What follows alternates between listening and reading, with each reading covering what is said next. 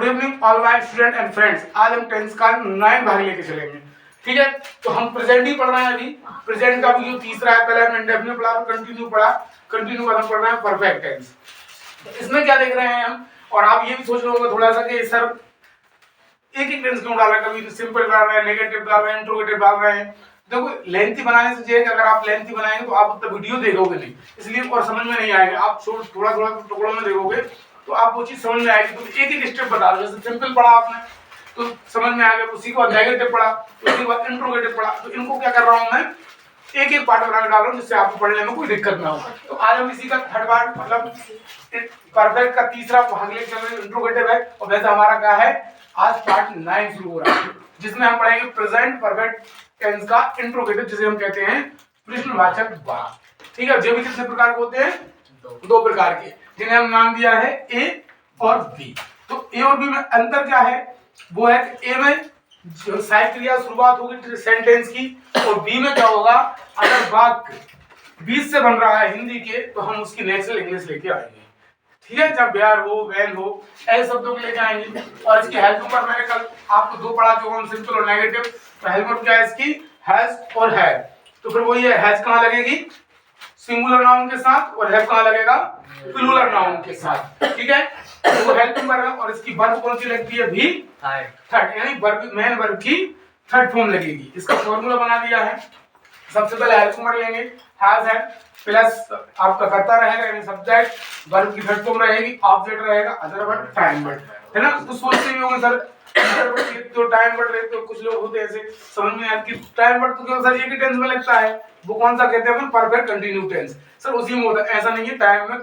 Time भी कहीं भी कोई सी भी सेंटेंस में लग सकता है। जैसे अपन इसका एग्जांपल लेंगे, आज हम इसमें समय की बात भी कर देंगे, तो आपको एक डाउट क्लियर हो जाएगा कि सर ऐसा नहीं कि आप तो अदर शब्द भी और समय शब्द भी पूरे फॉर्मूले में लिख रहे हैं, लेकिन पढ़ते ना बहुत से लोग पढ़ाते हैं या कुछ बताते हैं, किताबों में लिखा होता है, तो टाइम वर्ड नहीं लिखा होता है, केवल इतना लिखा रहता है। उसमें देखा आपने बुक्स में कैसा लिखा रहता है कि ये रहेगा एच बी, मतलब हेल्पिंग वर्ब रहेगी, प्लस एस प्लस भी जो बनल रहेगी ओ, बस इतना रहेगा, या क्वेश्चन मार्क रहेगा, इतना आपका फॉर्मूला। इतना छोटा बना होता है ना, बुक्स में देखा होगा। तो अपन इसलिए इस लंबा बता रहे हैं, पूरा लिखेंगे तो समझ में आएगा, शॉर्ट में आप उनको समझ लें। टी डब्ल्यू का मतलब क्या होता है, टाइम वर्ड। ओ डब्ल्यू का मतलब अदर वर्ड होता है, और ओ भी का मतलब होता है ऑब्जेक्ट। भी 3 लिखा है तो मतलब थर्ड फॉर्म होगा, सब्जेक्ट हो गया, और ये आपकी मैंने फुल लिख दी है, ठीक है। नहीं अपन इसको ऐसा भी लिख सकते हैं, हेल्पिंग वर्ब, ठीक है, मतलब आपकी सहायक क्रिया लिख सकते हैं। अब देखो हम इसका एक एग्जांपल लेते हैं।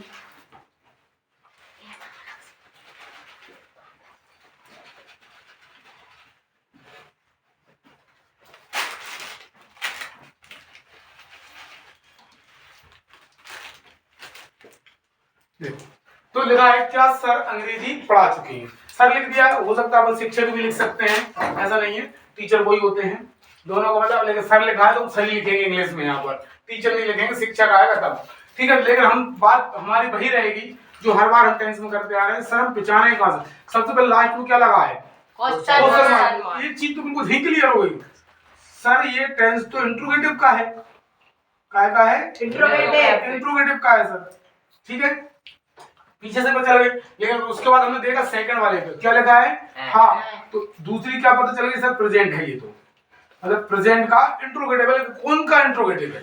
फिर हमने इसके बाद देखा क्या है, चुका चुके, मतलब इसमें काम समाप्त हो गया है। समाप्त हो गया तो समाप्त कौन से टेंस में हो रहा है, परफेक्ट में। तो ये क्या है, प्रेजेंट का परफेक्ट इंट्रोगेटिव टेंस आपका होगा, प्रेजेंट परफेक्ट इंट्रोगेटिव टेंस हो गया। अब हम इसको बनाएंगे। इंट्रोगेटिव हमने क्या पढ़ा है कि सबसे पहले काय का उपयोग करेंगे, सहायक क्रिया, हेल्पिंग वर्ब, ठीक है। तो हमने पहले देखा सर को लिख लो पहले, चाहे सर क्या है, एक वचन या बहुवचन, एक वचन ही है सर, इसके साथ काय का यूज हो गया, है, ठीक है। अब मैंने कहा था आपको वो चीज ध्यान रखना है कि क्या, S plus V plus O, S plus O plus V. तो कर्ता दोनों में सेम रहेंगे, कर्ता अपने स्थान पर रहेंगे, चाहे हिंदी का सेंटेंस हो चाहे अंग्रेजी का हो, कर्ता एक ही स्थान पर रहेंगे प्रथम में। भाई कर्ता हो काम करने वाला तभी तो काम होगा, और करते ही नहीं होगा, कोई एक्शन नहीं करेगा तो क्या होगा। तो जहाँ एक्शन नहीं करता हम क्या लगाते हैं, इट लगाते हैं, जैसे पानी गिर रहा है, अब हम पानी डायरेक्टली हमने काय की बात कर दी, कोई वर्ड ले लिया तो गिरना, तो अपना क्या एक वर्ब है, लेकिन पानी क्या हो गया, ऑब्जेक्ट टाइप का हो गया, तो हम उसको क्या करेंगे, इट का यूज कर देंगे, इट इज रेनिंग। ठीक है, it is coming to light, light आ रही है, एज अ सेंटेंस का यूज करेंगे। तो हमने क्या करा, S plus B plus, Hindi में मैंने पहले कहा था कर्ता के साथ क्या रहेगा, कर्म रहेगा। तो कर्ता कर्म क्या कर रहे थे, अंग्रेजी पढ़ा रहे हैं, लेकिन अंग्रेजी में क्या रहेगा, कर्ता के साथ मतलब सब्जेक्ट के साथ क्या आएगी, वर्ब। तो इसकी वर्ब क्या है भाई, पढ़ाना। भाई अंग्रेजी पढ़ा चुके हैं तो पढ़ाने को क्या बोलते हैं, टीच। क्या बोलते हैं, टीच। अब हमें टीच की थर्ड फॉर्म लगाना है, तो क्या लगाएंगे, TAUGH। ठीक है, क्या पढ़ा रहे हैं, इंग्लिश। अब देखो इंग्लिश पढ़ा दी और आखिरी में क्वेश्चन मार्क लगाना अनिवार्य होता है, अगर हम इसी को लेके चले दूसरे वाले को।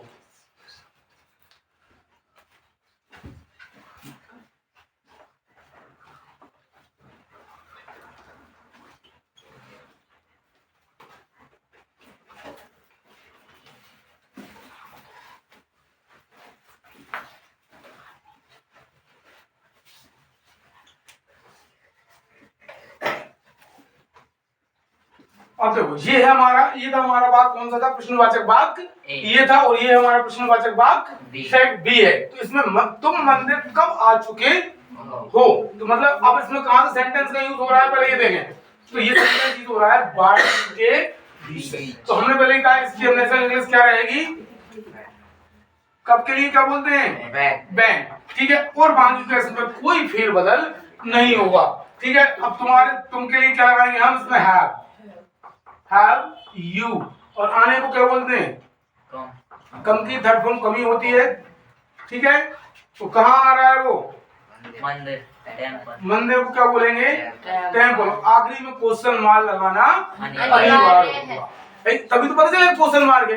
अगर हम उसको क्वेश्चन मार्क नहीं लगाएंगे तो आपका सेंटेंस गलत है, आपको क्वेश्चन मार्क तो लगाना ही पड़ेगा। ठीक है, तुम मंदिर कब आ चुके हो, क्या सर अंग्रेजी पढ़ा चुके हैं। ठीक है, तो इस चीज का ध्यान, हमें काय का ध्यान रखना है, महत्वपूर्ण मैंने क्या बताया है, अगर आप इसका ध्यान रखेंगे S plus V plus O, S plus O plus V. ठीक है, इन चीजों का आपको ध्यान रखना है। अगर हमें पहचान करना है कि हिंदी के सेंटेंस हम क्या करें, तो कंफ्यूज नहीं होते सर, अगर सेंटेंस किसी ने बनाने दे दिया तो कर्ता सबको समझ में जाता है, कोई भी हो कर्ता तुरंत समझ जाता है, क्योंकि कर्ता कहाँ होता है, प्रथम में होता है, तो कर्ता सब रहता है, कर्ता ही तो लिखा है, कर्ता यही होगा जी। लेकिन फिर कंफ्यूजन नहीं हो जाता, ये तो चलो छोटा सेंटेंस है, अगर इसमें बढ़ा देते हैं, चलो सर किताब हाथ में लेकर अंग्रेजी पढ़ा रहे हैं, ऐसे नहीं हो सकता किताब हाथ में लेकर पढ़ा रहे हैं, या सर पुस्तक से अंग्रेजी पढ़ा रहे हैं, तो अब लंबा सेंटेंस हो गया। फिर उसमें कंफ्यूजन क्या होता है, कर्ता क्या है, कर्ता सब समझ है, लेकिन इसमें ऑब्जेक्ट क्या है, अदर वर्ड क्या है, वो सब ये। तो इसके लिए क्या करेंगे हम, सबसे पहले हमें ये चीज रखना है कि अगर हिंदी में देखना कर्ता है तो कर्ता के साथ उसका कर्म तो रहेगा ही। सबसे पहले क्या रहेगा, कर्म रहेगा। जैसे देखो हमने ये सेंटेंस बनाया, भाई ये क्या था हमारा कर्ता, तो इसका कर्म नहीं चल रहा है, S plus O plus B. ठीक है, और लास्ट में क्या पहुंचेगा, इसका ध्यान रखना, जी आपका एस आ गया, जी ओ आ गया, और जी क्या आ गया आपका भी आ गया। जी काय में आ रहा है आपका, अंग्रेजी हिंदी में एस आ गया, समझ में आ रहा है, ओ आ गया, भी आ गया, जी का हिंदी में। अब इसको इंग्लिश में ले गए तो एस तो आपके स्थान पे एस ही था ही, ठीक है, लेकिन एस के बाद हमको क्या लगाना है, भी, तो भी हमारी जी रह जाएगी, और प्लस ओ हमारा वहां पहुंच जाएगा। ठीक है, तो ये समझ में आ रहा है। देखो अपन फॉर्मूला बता देते हैं, थोड़ा सा यहाँ देखते हैं, एस भी प्लस ओ और S plus O plus V. ठीक है, तो अब देखो जी हमने लिखा यहाँ, ये हिंदी का था, हिंदी में एस आपका तुम है, ठीक है, और ओ क्या है आपका मंदिर है, वो भी आपका जे आपका हिंदी का हो गया। अब हमें इसका क्या करना है, उल्टा करना है। तो ये समझ लो, भी को ओ के स्थान पर लाना, ओ को भी के स्थान पर लाना, कहाँ, अंग्रेजी में। अंग्रेजी में सेंटेंस बनाएंगे तो हमको करना क्या है, ओ को कहाँ ले जाएंगे, भी के स्थान पर भी को कहाँ लाएंगे, एस जिधर है वहीं रहेगा, एस हम कुछ नहीं करेंगे। ठीक है, और एस क्या है, एक वचन है या बहुवचन है, तो उसके अनुसार हम हेल्पिंग वर्ब का यूज करेंगे। ठीक है, क्लियर, समझ में आ रहा है। सब तो ट्रिक है, ज्यादा नहीं, बस चीज पकड़ के रखो। और दोनों तीनों चीजें एस ओ भी एस भी ओ, बस इनके अलावा हमें कोई चीज माइंड में नहीं रखना है। सर टेंस आते ही नहीं है, बनते ही नहीं है, कब से पढ़ रहा है, प्रेजेंट पढ़ते हैं तो पास्ट भूल जाए, पास्ट पढ़े तो क्या प्रेजेंट भूल जाए, यही होता है ना। हम टेंस पढ़ते हैं, अलग टेंस होते हैं। तो पूरे टेंसों में दो ही ऐसे टेंस हैं जो कोई ज्यादा नहीं है, जो आपको माइंडली थोड़ा करते हैं, और बाकी के सब टेंस जितने टेंस होते हैं अभी मैं बता रहा हूं आपको कि जैसे कि अपन टेंस पढ़ते हैं, प्रेजेंट पढ़ लिया, प्रेजेंट की बात चल रही थी। प्रेजेंट में एक है आपका इंडेफिनिट और दूसरा है आपका पास्ट, पास्ट का भी इंडेफिनिट। ये दोनों टेंस है देखो। और बाकी देखो, present continue, past continue, future continued, condition वही है, फर्स्ट फॉर्म लगेगी प्लस आईएनजी लगेगी। केवल आपकी सहायक क्रिया चेंज हो रही है, लेकिन क्या लग रही है, वर्ब की फर्स्ट फॉर्म प्लस आईएनजी। ठीक है। ऐसी परफेक्ट में क्या रहेगा, चाहे प्रेजेंट का हो, चाहे पास्ट का हो, चाहे फ्यूचर का हो, तीनों में क्या रहेगी, वर्ब की थर्ड फॉर्म लगेगी। ऐसी परफेक्ट कंटिन्यू टेंस में क्या रहेगा, तीनों के, प्रेजेंट के, पास्ट, फ्यूचर के, प्लस फर्स्ट फॉर्म आईएनजी और सिंस और फोर, क्योंकि फिक्स टाइम और अनिश्चित, मतलब निश्चित समय के लिए और अनिश्चित समय के लिए। निश्चित समय के लिए सिंस लगेगा, अनिश्चित समय के लिए फोर। लेकिन पास्ट टेंस का और प्रेजेंट टेंस के आपके जो टेंस रहते हैं इंडेफिनिट, इंडेफिनिट, और वो भी कौन से कुछ नहीं है, इसमें भी सिंपल अफर्मेटिव और इसमें भी सिंपल यानी अफर्मेटिव। इसके सिंपल में रहेगी एस ईएस लगाते हैं और इसके सिंपल में वर्ब की सेकंड फॉर्म लगाते हैं। बस इन दोनों में कंफ्यूजन हो जाते हैं, और इन दोनों में ही ज्यादातर मैं बताऊं मेरे हिसाब से, तो मैंने पढ़ा है और जानता हूं 80% एक्टिव पैसिव हो, मॉडल हो, एग्जाम में इन दोनों से ही पूछे जाते हैं सबसे ज्यादा, क्योंकि इनमें प्रॉब्लम होती है। तो अपन भूल जाते हैं सिंपल में, इसमें क्या एस लग रहा है और सहायक क्रिया नहीं लग रही है। ऐसी इसमें क्या होता है, सहायक क्रिया नहीं लगती लेकिन वर्ब की सेकंड फॉर्म लगती है। और जब इसके कौन से नेगेटिव, नेगेटिव और इंट्रोगेटिव बनाते हैं तो क्या होता है, इनमें हेल्पिंग वर्ब जाती है। ऐसी इसमें भी हेल्पिंग वर्ब लगती है, काय में, प्रेजेंट इंडेफिनिट के सिंपल में, इन दोनों में हेल्पिंग वर्ब का यूज होने लगता है, डू डज का होता है। ठीक है। और ऐसे ही पास्ट इंडेफिनिट के सिंपल में तो वर्ब की सेकंड फॉर्म लग रही है, लेकिन जब नेगेटिव इंट्रोगेटिव की बात करेंगे तो भी वन यूज होती है और हेल्पिंग वर्ब क्या लगने लगती है, डिड लगने लगती है। तो ये दोनों ही टेंसेस हैं। बाकी के आप बता दो, अपन अगर पढ़ेंगे, और मैंने पढ़ा है, मैंने 48 टेंस कहता हूं मैं, चलो अपने आंसर उपयोग करते हैं। मैंने केवल पास्ट इंडेफिनिट के सिंपल में पढ़ी है वर्ब की कौन सी, सेकंड फॉर्म, थर्ड नहीं। और कहां के टेंस में लगती है बताओ, और कुछ टेंस में लगती नहीं सेकंड फॉर्म अगर कहा जाए, और नेबर के साथ पढ़ाते हैं तो मन लग जाती है, लेकिन और कोई से टेंस में वर्ब की सेकंड फॉर्म नहीं लगती। और एस एस कहां लगता है, सिंपल, वो भी अपने पता है क्या हो, एस एस का मतलब क्या है, किसी चीज को सिंगुलर से प्लूरल बनाने के लिए करते हैं। नियम होते हैं ना, कोई बाय आ गया है या ये आ गया, इसको हटा ये जोड़े जाएगा, जैसे रहता है अपन ने देखा होगा, ये क्या लिखा है, चाइल्ड। अब चाइल्ड को हमने बहुवचन बनाना तो क्या करते हैं, इसमें एस एस लगाते हैं क्या, नहीं लगाते, ई आर लगाते हैं। तो ये नियम के अनुसार आते हैं, ई आर कहां लगता है। ठीक है। जैसे अपन पढ़ते हैं लेडी, लेडी ये है ना, अगर इसी को बहुवचन में क्या करेंगे, एस लगाएंगे क्या, क्या लगाते बताओ, एस लिखते हैं ना। यही स्टडी देखा होगा आपने। हाँ हाँ कोई दिक्कत नहीं है, थोड़ा रुको। ठीक है, स्टडी लिखते हैं अपन। ठीक, स्टडी में भी क्या करते हैं, जब आप देखते हैं ना, हमने एप्लीकेशन पढ़ी है, क्या लगा दिया, स्टडीज, आई एस लग रहा है। तो ये सिंगुलर प्लूरल बनाने के नियम होते हैं जो आपने पढ़े होंगे, तीसरी चौथी में पढ़ाए जाते हैं, लेकिन अब जब अपन अगली क्लास में जाते हैं तो नहीं पढ़ाते। अगर ये डाउट क्लियर नहीं है ना, तो मैं इनको भी आपको टेंस जहां पे कंप्लीट होंगे तो इनको पढ़ा दिए जाएंगे। ठीक है।